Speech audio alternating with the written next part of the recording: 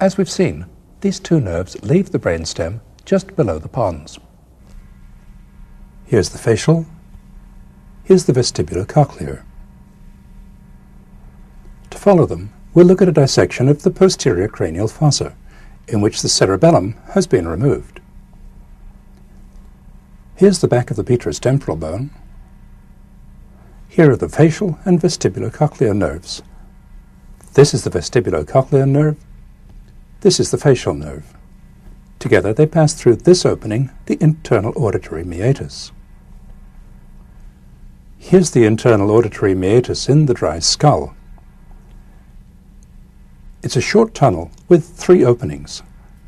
The facial nerve passes forwards through this one to enter its own bony tunnel, the facial canal.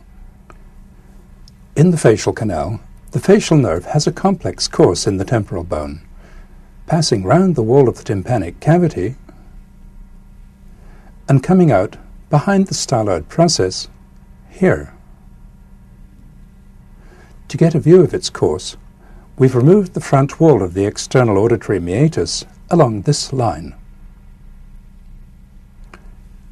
We've also unroofed a small part of the petrous temporal bone here.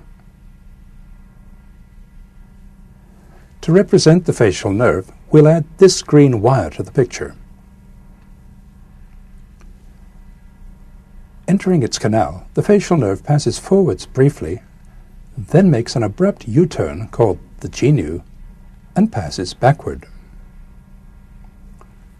To follow it, we'll come round to the outside and look into the tympanic cavity. The facial nerve passes backwards high in the medial wall of the tympanic cavity above the oval window. It then turns downwards to emerge here at the stylomastoid foramen, just behind the root of the styloid process.